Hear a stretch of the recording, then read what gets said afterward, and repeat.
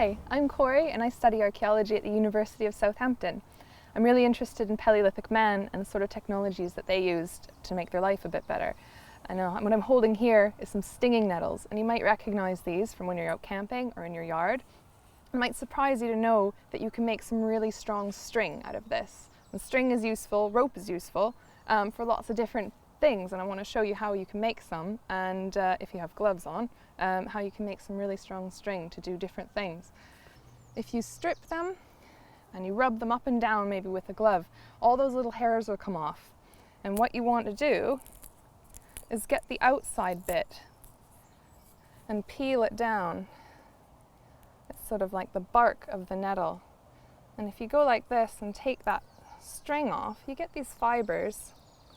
These fibers are really useful because when they're dry, they get really strong and you can make things out of them.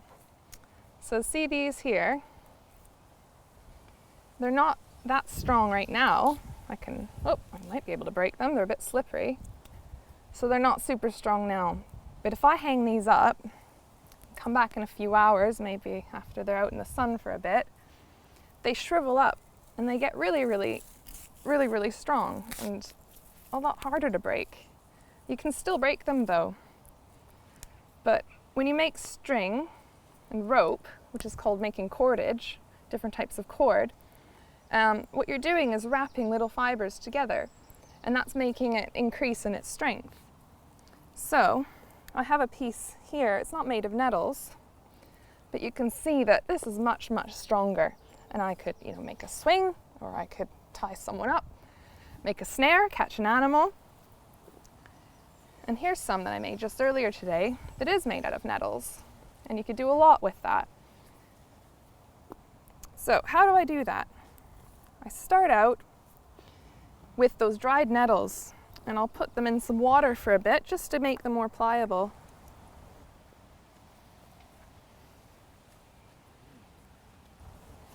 And they're all stringy and gooey like this, and luckily now they don't have those stinging bits on there, so they're not going to hurt me. And whoops, I get them.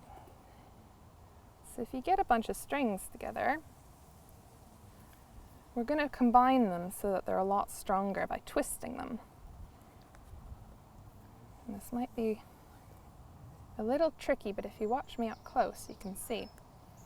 So I've got a whole bunch of strings here, sort of 4 or 5 nettle strings, and I'm going to twist them like this over on themselves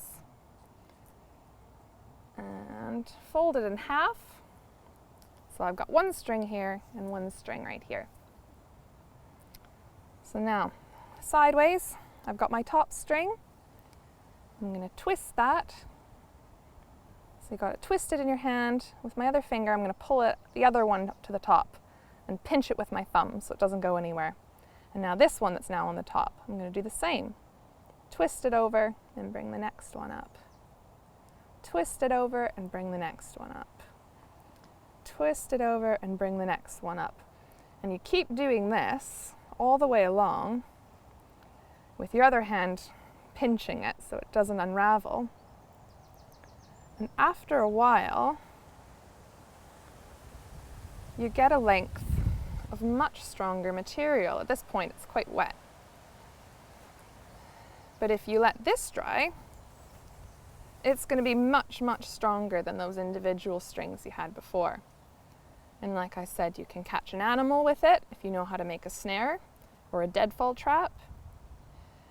Or you can put it on a bow, so you can have a bow and arrow, or start a fire with a bow drill.